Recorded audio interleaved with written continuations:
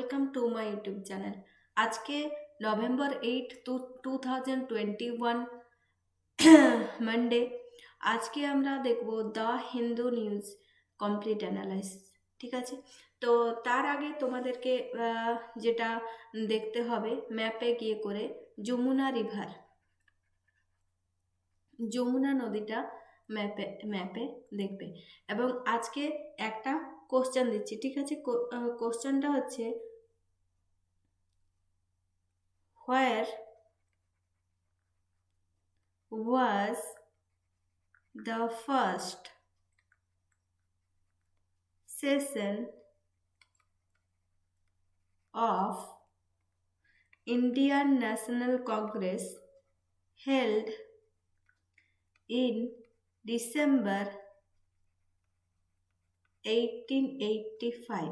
ঠিক আছে, তো 1885 সালে কোথায় ইন্ডিয়ার ন্যাশনাল কংগ্রেসের যে প্রথম সভাটা অনুষ্ঠিত হয়েছিল, সেটা কোথায় অনুষ্ঠিত হয়েছিল? ঠিক আছে, তো এই উত্তরটা আমি কালকে দেব। এরপরে শুরু করছি আজকের অ্যানালাইসিস। ফিশারম্যান কিল্ড ইন পাক ফায়ারিং অফ গুজরাট। ঠিক আছে, তো গুজরাটের যে ফিশারম্যানগুলো আছে, তাদেরকে পাকিস্তানের যে আর্মি আছে বা নেভি, মানে পাকিস্তানের যারা ডিফেন্সে আছে, তারা কি করেছে, বা তাদের ফায়ারিংয়ে মারা গেছে গুজরাটের ফিশারম্যান। ঠিক আছে, তো এই যে কনফ্লিক্টটা, এটা কিন্তু কিছুদিন আগে শ্রীলঙ্কার সঙ্গেও দেখা গিয়েছিল। ঠিক আছে, তো এইটা কি, মানে ইন্ডিয়ার যে ওয়াটার, মানে যে বাউন্ডারি আছে, ফিশারম্যানরা যাওয়ার সময় কি হয়, মানে মাছ ধরতে যাওয়ার সময় কি হয়, যে সেখানে তারা যে ইন্ডিয়ার যে বাউন্ডারি লাইন, ঠিক আছে, সেই লাইনটা ক্রস করে যায়। সেই লাইনটা ক্রস করে যাওয়ার ফলে কি হয়, তার মানে বিপরীত যে দেশটা আছে, তার যে দেশের ওয়াটারে চলে যায়, যে দেশের জল মানে সমুদ্রের অংশে চলে যায়, সেই দেশের লোকেরা কি করে, তাদের কে অ্যাটাক করে। ঠিক আছে, তো এটা এখানে দেখে নিচ্ছি যে এখানে ইন্ডিয়া আছে।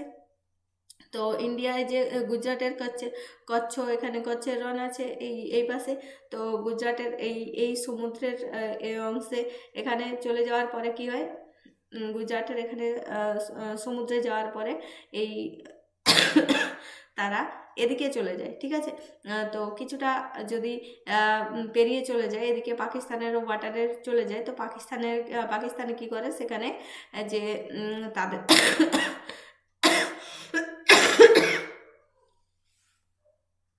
তাদের ওয়াটারে যারা আছে, ঠিক আছে, তাদের ওয়াটারে চলে গেলে তারা কিন্তু তাদেরকে শ্যুট করে। তো এখানে সেই খবরটা এসেছে, a fisherman from Maharashtra was killed in firing by the Pakistan maritime security agency PMSA। ঠিক আছে, তো on an Indian fishing boat off the Gujarat coast of Saturday evening. তো এখানে যে ফিশারম্যানটা আছে, সে মহারাষ্ট্রের, এবং তাকে সেখানে PMSA যে গুলি করে, সেখানে সে মারা যায়। ঠিক আছে, তো এখানে কি বলা আছে, according to the information given by the Gujarat government in the state assembly, 345 fishermen from Gujarat were lodged in Pakistan jail of December 2020। ঠিক আছে, তো ডিসেম্বর 2020 পর্যন্ত কতজন, 345 জন ফিশারম্যান কিন্তু পাকিস্তানের জেলে বন্দি আছে। তো তার মধ্যে 85 জন কি হচ্ছে, অ্যারেস্টেড ইন 2019 অ্যান্ড 2020-তে কিন্তু 163 জন ফিশারম্যান কিন্তু মানে 2020-তে সেখানে জেলে বন্দি আছে। 63 have been in jail for আর more than 1 year, 21 more than 3 year and 1 of more than 5 year. ঠিক আছে, তো এটা তো এখানের মানে একটা রিপোর্টে বলা হচ্ছে, কিন্তু রিপোর্টে যেগুলো বলা থাকে, কিন্তু তার থেকেও আরও সংখ্যাটা কিন্তু বেশি হয়। The fisherman were caught by the Pakistani maritime security agency PMSA তাদের দ্বারা কী হয়েছিল, ধরা হয়েছিল এই সমস্ত ফিশারম্যানদেরকে, ঠিক আছে, এবং ধরে কিন্তু তারা তাদের জেলে বন্দি করে রেখেছে। তো এটা কিন্তু শ্রীলঙ্কার সঙ্গে দেখা গেছিলো, এবং শ্রীলঙ্কার পরে কী হয়েছিল, তাদের মানে একটা আলোচনায় বসা গিয়েছিল যে এইটা কিভাবে এটাকে শর্ট আউট করা যায় এই প্রবলেমটাকে। কিন্তু পাকিস্তানের সঙ্গে শ্রীলঙ্কার সঙ্গে আমাদের যেরকম সম্পর্ক, পাকিস্তানের সঙ্গে সম্পর্কটা কিন্তু ততটা ভালো নয়, তাই কোনো রকম আলোচনায় বসা যাবে কিনা সেটা নিয়ে করেও কিন্তু সন্দেহ প্রকাশ করা হচ্ছে। এরপরে দেখে নিচ্ছি hold emergency meet on air quality, ঠিক আছে। তো air quality Delhi environment minister Gopal Rai on Sunday asked the central government to convene an emergency meeting of all environment minister of the state neighboring the capital to discuss the issue of pollution and arising from stubble burning and take urgent step to secure the life of citizen, ঠিক আছে। তো দিল্লির যে environment minister আছে তার আশেপাশে যে সমস্ত রাজ্য আছে সেই সমস্ত রাজ্যের মিনিস্টারদেরকে ডেকেছেন একটা মিটিংয়ের জন্য। তো এটা স্টেবল বার্নিং কি এবং দিল্লির এয়ার পলিউশনের যে অবস্থাটা সেটা একটু দেখে নেওয়া যাক। স্টেবল বার্নিং কি? স্টেবল বার্নিং হচ্ছে খড় পোড়ানো, ঠিক আছে। স্টেবল বার্নিং প্রায়শই গম এবং অন্যান্য শস্য সংগ্রহের পরে অবশিষ্ট খড়ের উপর এই যে খড় পোড়ানোর যে প্রক্রিয়াটা, এটা হচ্ছে 1990 দশক থেকে এটা সরকার এই রকম যে খড়গুলো মানে একসঙ্গে জ্বালিয়ে দিচ্ছে এটা নিষিদ্ধ করছে। খড় পোড়ানোর কিছু বিকল্পের সাথে তুলনা করা হয়েছে, যেমন ফসলের অবশিষ্টাংশ মাটিতে ফেলে দেওয়া, কারণ এটি পরিবেশের উপর অনেক পরিণত এবং বেশি উপর প্রভাব ফেলে। কিন্তু এটা মাটিতে ফেলে দিলে তো মানে অনেকটা মানে এখানের মাটিতে যদি ফেলে দেওয়া হয় তো অনেকটা সময় নেবে। তো একটা হচ্ছে দ্রুত পদ্ধতি, দ্রুত ক্ষেত্র পরিষ্কার এবং সস্তা পদ্ধতি হিসাবে চাষিরা এটা বেছে নিয়েছে। ক্ষতিকারক ভেষজগুলোকে মেরে ফেলে যা চিকিৎসার জন্য প্রতিরোধী। স্ল্যাগ এবং অন্যান্য পোকামাকড় হত্যা করে নাইট্রোজেনের বাধা কমাতে পারে। আচ্ছা, যাই হোক, এখানে ক্ষতিকর প্রভাব কিন্তু এর অনেক আছে। পুষ্টির ক্ষতি করে, ধোঁয়ার দূষণ হয়, আর ফ্ল্যাটেনিং থ্রেড থেকে বৈদ্যুতিক এবং ইলেকট্রিক সরঞ্জামের ক্ষতি হয়, অনিয়ন্ত্রিত দাবানলের ঝুঁকি থাকে, ঠিক আছে। এই আগুনটা যেটা লেগেছে সেটা যদি মানে নিয়ন্ত্রণে না আসে তাহলে কিন্তু বনের মধ্যে, জঙ্গলের মধ্যে আগুন লেগে যাওয়ার সম্ভাবনা থাকে। এবং এটা কী হচ্ছে, বায়ুমণ্ডলে কার্বন ডাইঅক্সাইড বৃদ্ধি করছে এবং খড় পোড়ানোর ফলে কার্বন ডাইঅক্সাইড নিঃসৃত হয়, যা প্রকৃত পচনের চেয়ে কিছুটা বেশি। ভারতের এখানে কি হয়, উত্তর পশ্চিম ভারতে পাঞ্জাব, হরিয়ানা, এখানে কি হয়, খড়ের আগুনকে দিল্লির বায়ু দূষণের প্রধান কারণ হিসাবে উল্লেখ করা হচ্ছে। অক্টোবর সেপ্টেম্বরের শেষে প্রতি বছর থেকে প্রধানত পাঞ্জাব এবং হরিয়ানা কৃষকদের সময় বপনের মধ্যে এটি কম খরচে খড় নিষ্ক্রিয় পদ্ধতি নিষ্কাশন প্রক্রিয়া হিসাবে এবং পরবর্তী ফসলের জন্য মানে এই যে সমস্ত জায়গাটা আছে সমস্ত জায়গাটাকে তৈরি করার জন্য এটা কিন্তু একটা সস্তা প্রক্রিয়া হিসাবে ধরে নেওয়া হচ্ছে, ঠিক আছে। তো দিল্লিতে বায়ু দূষণের কী হাল? বায়ুর গুণমান দিল্লি হচ্ছে যে সমস্ত রাজধানী শহরগুলো আছে সেখানে কিন্তু এটা দিল্লিতে দিনের অবস্থা, ঠিক আছে। দিল্লিতে দিনের অবস্থা এরকম চাঁদের মতো দেখায়, এবং এটা কিন্তু কুয়াশা নয়, এটা হচ্ছে ধোঁয়াশা। ভারতের রাজধানীর মধ্যে 1600 বিশ্বের শহরে একটি জরিপ অনুযায়ী বিশ্বের যে কোনো প্রধান শহরটা সবথেকে খারাপ হয় বায়ু দূষণে। ভারতের আনুমানিক প্রায় 1.5 বিলিয়ন মানুষ প্রতি বছর হত্যা, এটি ভারতের মৃত্যুর পঞ্চম প্রধান কারণ, ঠিক আছে।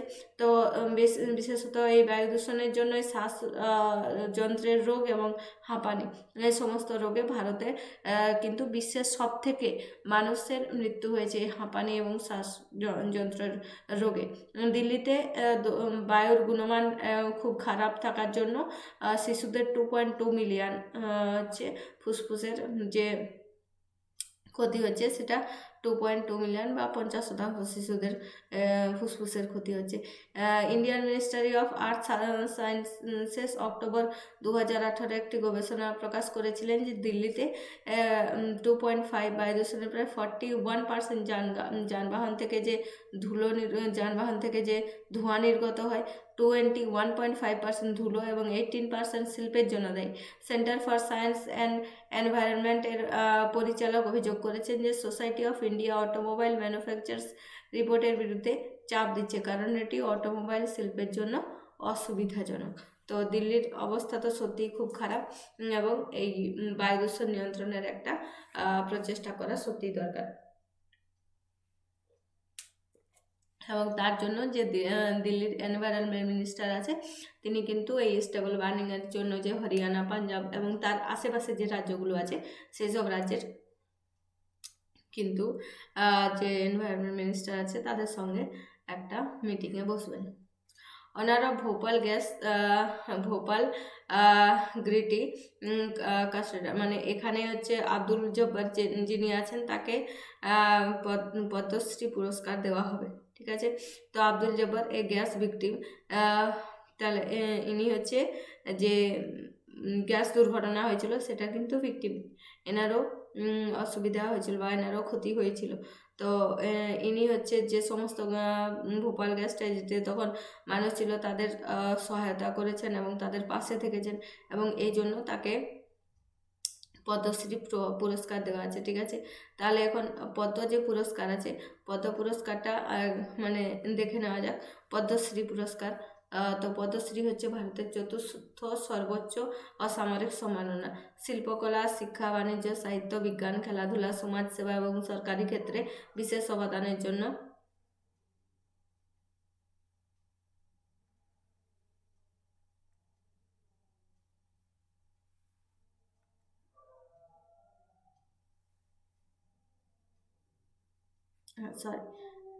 বিশেষ অবদানের জন্য ভারত সরকার এই সম্মান প্রদান করেন। এই সম্মাননা সাধারণত ভারত নাগরিকদেরই প্রদান করা হয়। ভারতের সম্মাননার মর্যাদা ক্রম অনুসারে পদ্মশ্রীর স্থান ভারতরত্ন, পদ্মবিভূষণ এবং পদ্মভূষণের পরে। ঠিক আছে, তো সর্বোচ্চ স্থান ভারতরত্ন, তারপরে পদ্মবিভূষণ এবং পদ্মভূষণ। পদকের একদিকে পদ্ম ফুলের উপরে এবং নিচে পদ্ম এবং শ্রী, এই যে পদ্ম ফুলের উপরে পদ্ম আর শ্রী লেখা থাকে, অপরদিকে বার্নিশার ব্রোঞ্জের উপর বিভিন্ন জ্যামিতিক আকারের চিত্র রয়েছে, পাশে বোধহয় জ্যামিতিক চিত্রটাই রয়েছে। সকল খোদাই লিপি সাদা সোনালি রঙের চিত্রিত। তো এটা হচ্ছে পদ্মশ্রী পুরস্কার। ঠিক আছে, এবারে পদ্মভূষণটা দেখে নিই। পদ্মভূষণটা হচ্ছে ভারতের তৃতীয় সর্বোচ্চ সামরিক সম্মাননা। 1954 সালের 2 জানুয়ারি ভারতের রাষ্ট্রপতি কর্তৃক এই পুরস্কার প্রবর্তিত হয়। ভারতের অসামরিক সম্মাননাগুলির মর্যাদাক্রম অনুসারে এই সম্মাননার স্থান ভারতরত্ন এবং পদ্মবিভূষণের পরে, কিন্তু পদ্মশ্রীর আগে। জাতির প্রতি বিশেষ অবদানের স্বীকৃতি স্বরূপ এই সম্মাননা প্রদান করা হয়েছে। 2009 সাল অবধি 1064 জনকে এই সম্মানে ভূষিত করা হয়েছে। এটা হচ্ছে পদ্মভূষণ। পদ্মবিভূষণটা দেখে নিই, এটা হচ্ছে পদ্মবিভূষণ পুরস্কার। পদ্মবিভূষণ ভারতের দ্বিতীয় সর্বোচ্চ অসামরিক সম্মাননা। পদ্মবিভূষণ প্রাপককে ভারতের রাষ্ট্রপতি একটি পদক এবং একটি মানপত্র দ্বারা ভূষিত করেন। 1954 সালে 2 জানুয়ারি এই সম্মানটি প্রবর্তিত হয়। মর্যাদা ক্রম অনুসারে পদ্মবিভূষণের স্থান ভারতরত্নের পরে, কিন্তু পদ্মভূষণের আগে। সরকারি পরিষেবা সহ যে কোনো ক্ষেত্রে জাতির প্রতি বিশেষ এবং ব্যতিক্রমী অবদানের স্বীকৃতি স্বরূপ এই সম্মান প্রদান করা হয়। ঠিক আছে, এরপরে দেখে নিচ্ছি যে ভোপাল গ্যাস ট্র্যাজেডিটা। ঠিক আছে, ভোপাল গ্যাস ট্র্যাজেডি কী ছিল? ভোপালের 1984 সালে ভোপালের গ্যাস ট্র্যাজেডি হয়েছিল। অনেকে ইতিহাসের সর্বনিকৃষ্ট শিল্প বিপর্যয় হিসাবে আখ্যা দিয়েছিলেন। ভারতের রাজ্য মধ্যপ্রদেশে অবস্থিত ভোপাল শহরের ইউনিয়ন কার্বাইড ইন্ডিয়া লিমিটেড, ঠিক আছে, এই যে কারখানাটা ছিল এখানে, এটা কীটনাশক কারখানা। দুর্ঘটনাবশত 40 টন মিথাইল আইসোসায়ানাইড MIC, ঠিক আছে, তো মিথাইল আইসোসায়ানাইডের এটা মনে রাখবে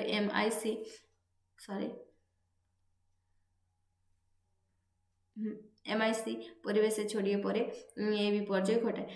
1984 সালে 3রা ডিসেম্বরের ভোরে একটি ট্যাঙ্কে রক্ষিত এমআইসির অতিরিক্ত উত্তপ্ত হয়ে পড়ে এবং বাতাসের চেয়ে ভারী গ্যাসের আকারে মাটি ঘেঁষে বের হয় আশেপাশে রাস্তাঘাটে ছড়িয়ে পড়ে।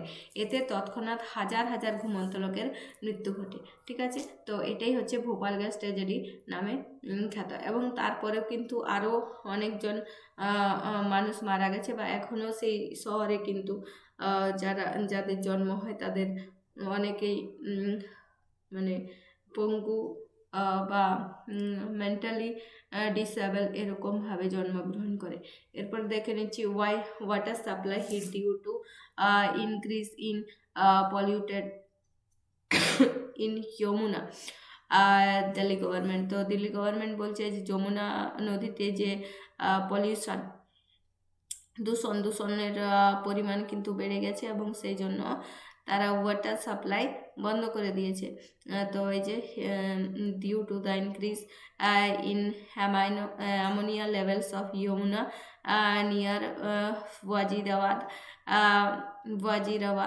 water supply in the capital was hit on Sunday but was restored by evening, the Delhi government said। ঠিক আছে, তো এখানে বলা হচ্ছে যে ওয়াটার সাপ্লাই কিন্তু বন্ধ করে দেওয়া হয়েছে। I said level of ammonia of Yamuna increase to 3 ppm parts per million. ঠিক আছে, অ্যাফেক্টিং ওয়াটার আর প্রোডাকশন। তো সেই জন্য এখানে বলা আছে যে অ্যামোনিয়ার লেভেল বেড়ে যাওয়ার জন্য এই যে হরিয়ানাতে যে ওয়াটার সাপ্লাই সেটা কিন্তু বন্ধ করে দেওয়া হয়েছিল যমুনা নদীতে পলিউশনের জন্য। এরপরে দেখে নিচ্ছি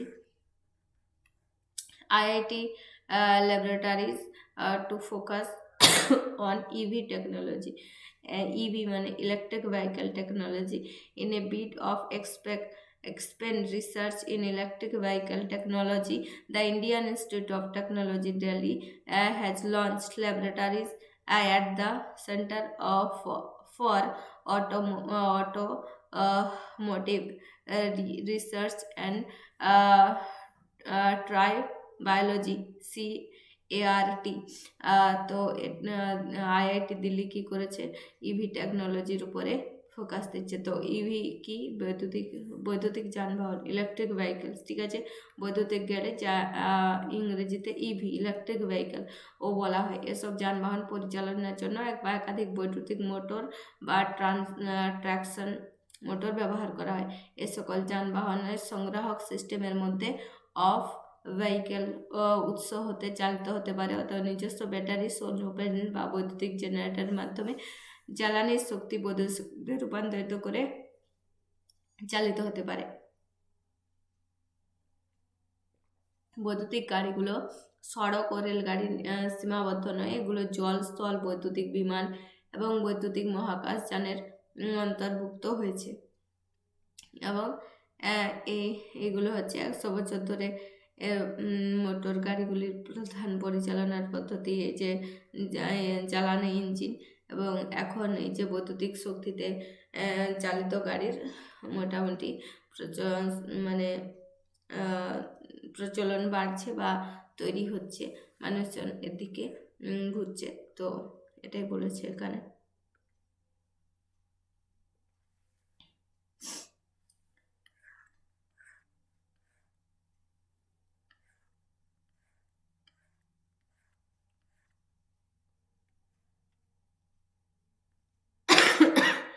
এখানে তো আর সেরকম কোনো দেখা যাচ্ছে না।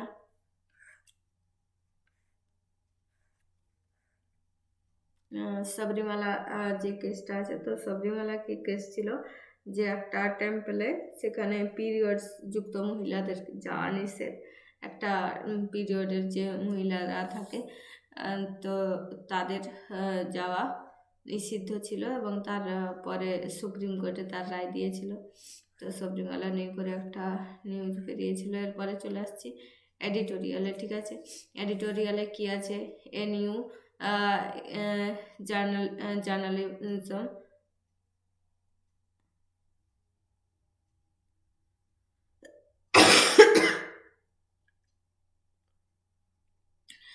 For political pressure. তো ইউএপিএ যে একটা আছে, তো ইউএপিএ একটা হচ্ছে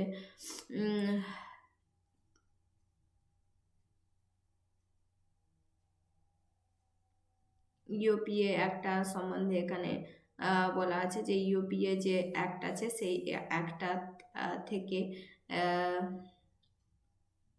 আহ, সেই অ্যাক্টটাতে যে লুপ হোলগুলো আছে সেই লুপ হোল কিন্তু বের করেছে, এবং সুপ্রিম কোর্ট বলেছে যে এই যে অ্যাক্টটা আছে এই অ্যাক্টটা কিন্তু মানুষের মানে ইয়ে, যে স্টেট যে আছে সেই স্টেটকে কিন্তু অনেক বেশি পাওয়ার দেয়, ঠিক আছে। তো সেই জন্য এটা এটাকে মানে এটার মধ্যে যে লুপ হোলগুলো আছে সেই লুপ হোলগুলো বন্ধ করতে চেয়েছেন। তো ইউএপিএ যে একটা আছে, ইউএপিএ একটা দেখে নিচ্ছি।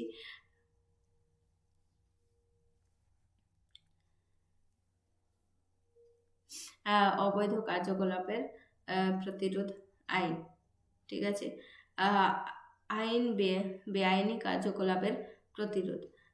এখানে হচ্ছে ভারতীয় আইনের কার্যকরভাবে XVI এর বিধান বাস্তব সংশোধন করা, সংবিধান যা সীমিত করে অনুমোদন দেওয়া হয় মৌলিক স্বাধীনতার সাথে সার্বভৌমত্ব এবং ভারতের আঞ্চলিক অখণ্ডতা রক্ষা করা। পার্লামেন্টের উভয় কক্ষে ভোটে রাষ্ট্রপতি জাকির হোসেন স্বাক্ষর করেন 30শে ডিসেম্বর 1967। বেশ কয়েকবার সংশোধিত এই আইনটি ফৌজদারি কার্যবিধি থেকে অবমাননার বেশ কয়েকটি ব্যবস্থা প্রদান করে এবং সন্ত্রাসের বিরুদ্ধে লড়াইয়ে ব্যবহৃত হয়। এটি অন্যান্য বিষয়ের মধ্যে মৃত্যুদণ্ড প্রদান করে। তো সংশোধন কি হয়েছিল? বেআইনি কার্যকলাপ সংশোধন আইন 1969। তো ফার্স্টে তো 67 মানে 67-তে এটা প্রথম কি হয়েছিল, এটা পার্লামেন্টে থেকে পারিত করা হয়েছিল, এবং তারপরে যেটা আছে সংশোধনী আইন 1969, তারপরে ফৌজদারি সংশোধনী আইন 1972, অর্পিত আইন বিধান সংশোধন এটা হয়েছিল 1986, তারপরে 2004, 2008-এও হয়েছিল, ঠিক আছে। তো এরকম অনেকগুলো এর সংশোধন করা হয়েছিল। এখন সুপ্রিম কোর্ট বলছে এই ল যেটা আছে ইউএপিএ অ্যাক্ট আছে সেই অ্যাক্টের কিন্তু আরও সংশোধন দরকার, কারণ এটা রাজ্য যেটা আছে রাজ্যকে অনেক বেশি পাওয়ার দেয় কোনো একটা মানুষকে অ্যারেস্ট করার জন্য। তো এখানে বলা হচ্ছে যে একজন ছিলেন যার ঘর থেকে একটা বই পাওয়া গেছে, এবং সেই বই পাওয়ার মানে সেই বইয়ের জন্য কিন্তু তাকে গ্রেপ্তার করা হয়েছে। তো সুপ্রিম কোর্ট বলছে কারো ঘরে কোনো শুধুমাত্র একটা বই পাওয়ার জন্য তাকে গ্রেপ্তার করা কিন্তু ঠিক নয়। আর আনলফুল অ্যাক্টিভিটি অ্যাক্ট মানে ইউএপিএ তে যাদেরকে গ্রেপ্তার করা হয় তো তাদেরকে মানে 180 দিন পরে তাদের চার্জশিট ফাইল করা হয়, মানে 180 দিন তাদেরকে গ্রেপ্তার করে নিয়ে করে জেলের মধ্যে পুরে রাখতে পারে।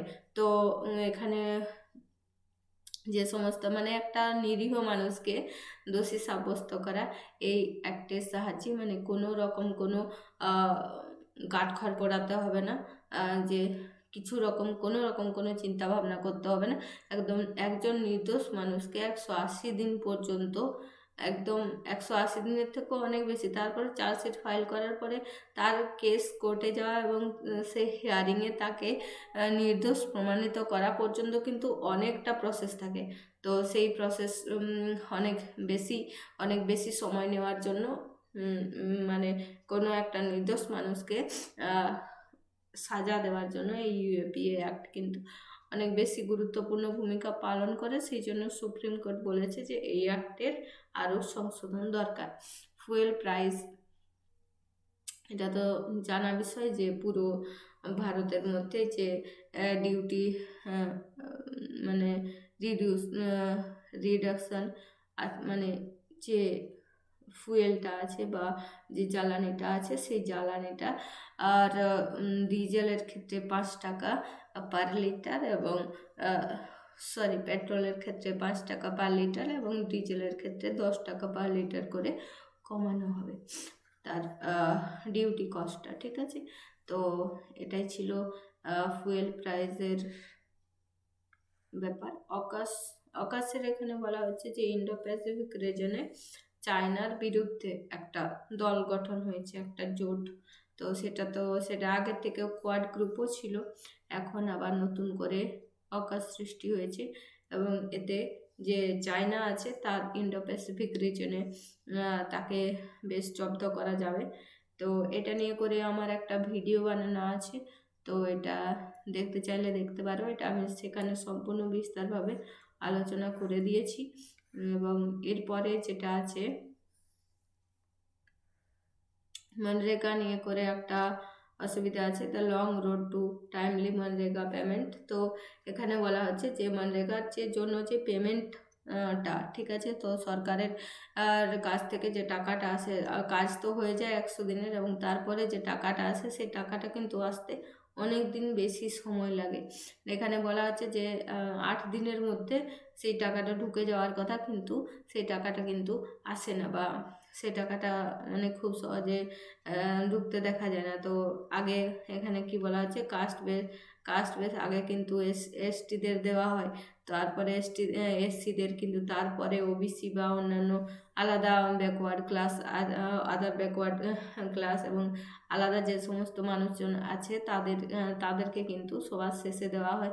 এবং এই সমস্ত মানে জিনিসে আরও একটু বেশি যে সুধার আনা বা একটু চেঞ্জ করা, এতে যে সমস্ত কিছু টেকনোলজি আছে সেই টেকনোলজিটা অনেক পুরনো, এখানে নতুন করে কোনো টেকনোলজি নিয়ে আসা, এবং কোনো যে সমস্ত কৃষকরা আছে তাদের আধার কার্ড, ব্যাংক অ্যাকাউন্ট, এই সমস্ত কিছু নিয়ে যে সমস্ত সমস্যা আছে, বা কিছুজন কাজ করছে ব্যাংকে অ্যাকাউন্ট নেই, বা ব্যাংকে অ্যাকাউন্ট আছে তার সেখানে আধার লিঙ্ক নেই, বা আধারের কিছু সমস্যা আছে, বা তার জব কার্ড নিয়ে কিছু সমস্যা, সে টাকা পাচ্ছে না অথচ সে কাজ করছে, বা সে কাজই পাচ্ছে না।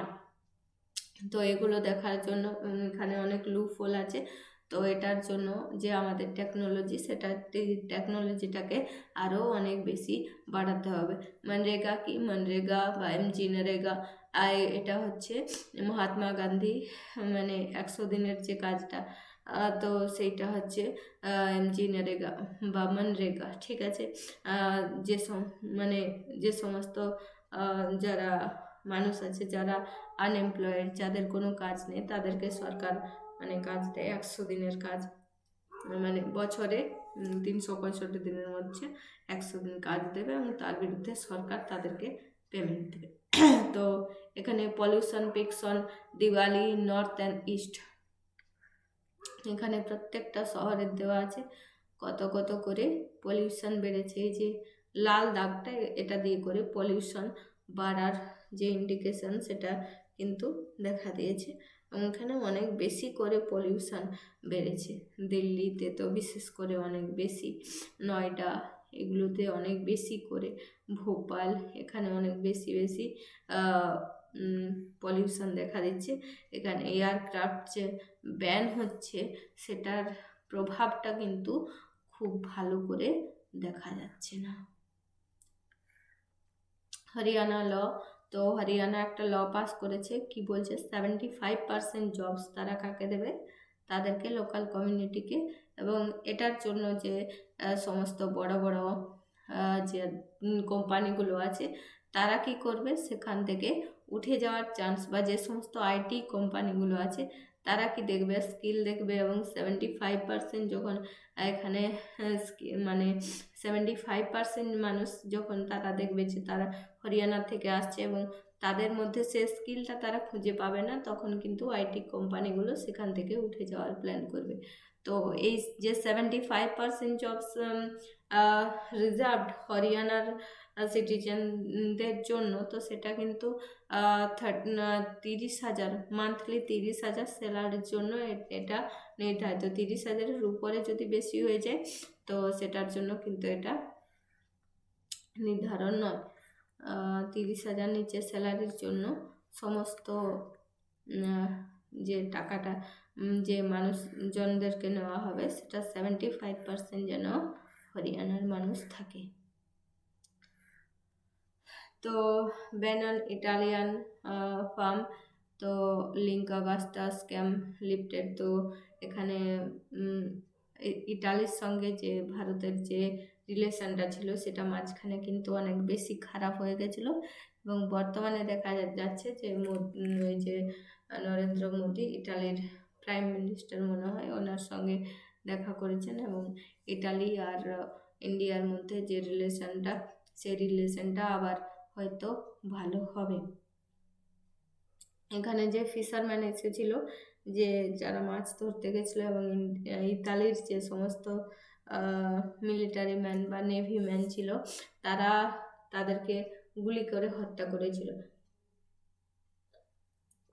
এবং ইন্ডিয়া নেভি যারা ছিল তারা কিন্তু তাদের দুজনকে ধরেছিল এবং তারা ইন্ডিয়ার কাস্টাডিতে ছিল, এবং তারপরে বলা হয়েছিল যে 10 কোটি টাকা তাদের পরিবারকে দেওয়া দিলে তারা মানে এদের দুজনকে ছেড়ে দেবে, এবং ইতালির সরকার কিন্তু 10 কোটি টাকা তাদের পরিবারকে দিয়েছিল। এবারে আগস্টা স্ক্যাম কেসটা কি একটু দেখে নিচ্ছি। তো 1 মিনিট।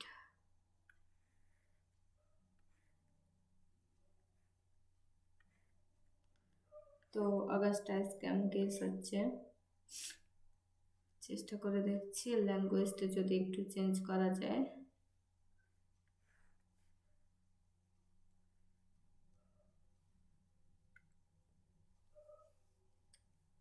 হ্যাঁ, তো এটা হচ্ছে অগাস্টা হেলিকপ্টার কেলেঙ্কারি। অগাস্টা ওয়েস্টল্যান্ড কোম্পানির কাছ থেকে ভারত দ্বারা কেনা হেলিকপ্টারগুলির সাথে সম্পর্কিত এটি 2013 এবং 2014 সালে ঘটানো, ঠিক আছে। এতে অগাস্ট ওয়েস্টল্যান্ড থেকে মোটা অঙ্কের ঘুষ নেওয়ার অভিযোগ রয়েছে ভারতের রাজনীতিবিদ এবং সামরিক অফিসারদের বিরুদ্ধে। ইউপিএ সরকারের সময় অগাস্টা ওয়েস্টল্যান্ড থেকে ভিভিআইপিদের জন্য 12টি হেলিকপ্টার কেনার চুক্তি হয়েছিল। চুক্তিটি 3,600 কোটি টাকার মূল্যে হয়েছিল। এতে 360 কোটি টাকা ঘুষের বিষয়টি সামনে আসে। এরপর ইউপিএ সরকার চুক্তি বাতিল করে। এসপি ত্যাগী সহ 13 জনের বিরুদ্ধে মামলা দায়ের করা হয়েছে। যে বৈঠকে হেলিকপ্টারের দাম নির্ধারণ করা হয়েছিল সেখানে ইউপিএ সরকারের কয়েকজন মন্ত্রী ছিলেন। এর জেরে কংগ্রেস নিয়েও প্রশ্ন উঠেছে। এই সিদ্ধান্তে অনেক কংগ্রেস নেতার নামও আছে। এপ্রিল 2014 সালে ইতালির আদালতের রায় অনুসারে অগাস্তা চুক্তিটি একটি কেলেঙ্কারি ছিল। আদালত মেকানিকা কোম্পানিকে দোষী সাব্যস্ত করেছে। এটি ইংরেজি সংবাদপত্রে প্রকাশিত খবর অনুযায়ী আদালত তার আদেশে ফিন মেকানিকা অধীনস্থ কোম্পানি অগাস্টা ওয়েস্টল্যান্ডের প্রাক্তন সিইও ব্রুনো স্পাগলিনিকেও 4.5 বছরের কারাদণ্ড দিয়েছেন। আদালত দুর্নীতির মামলায় আদালত থেকে আরসিকে ত্রাণ দেওয়ার আদেশ পরিবর্তন করেছে। ভারতীয় প্রতিরক্ষা মন্ত্রের সূত্র অনুসারে ওরসিকে দেওয়া সাজা আন্তর্জাতিক বিচার আদালতে কোম্পানির বিরুদ্ধে ভারতের মামলা শক্তিশালী করবে। এই সিদ্ধান্তে ভারতের তৎকালীন বিমান বাহিনীর প্রধানেরও নাম নেওয়া হয়েছে। এর আগে 2014 সালের মে মাসে একটি ইতালীয় আদালত ভারতকে ইতালীয় ব্যাংকগুলিতে জমা 1818 কোটি টাকা ব্যাংক গ্যারান্টি নেওয়ার অনুমতি দিয়েছিল। এই নিয়ে অগাস্টা ওয়েস্টল্যান্ড কোম্পানির আন্তর্জাতিক বিচার আদালতে যায় এবং সুপ্রিম কোর্ট সাবেক বিচারপতি BN শ্রীকৃষ্ণনকে সালিস হিসাবে মনোনীত করেন। এতে ভারতীয় কোম্পানির BP জীবন রেড্ডিকে দ্বিতীয় সালিস নিযুক্ত করে, এবং 2014 সালের সেপ্টেম্বরে যখন উভয় পক্ষের তৃতীয় সালিস বিষয়ে একমত হয়নি, আন্তর্জাতিক বিচার আদালতে বিষয়টি নিষ্পত্তির জন্য অধ্যাপক উইলিয়াম পার্ককে নিযুক্ত করেন, ঠিক আছে। তো এটা হয়েছিল অগাস্টা কেলেঙ্কারি স্ক্যাম। তারপরে কিন্তু এই ইটালির সঙ্গে ভারতের যে সম্পর্কটা সেটা কিন্তু অনেকটা খারাপ হয়ে গেছিলো, এবং এরপরে এটা আবার ভালো হতে দেখা দিচ্ছে। আর বোধহয় সেরকম কোনো নিউজ দেখা যাচ্ছে না। ইরাকের প্রাইম মিনিস্টারকে মারার জন্য অ্যাটেম্প্ট করা হয়েছিল।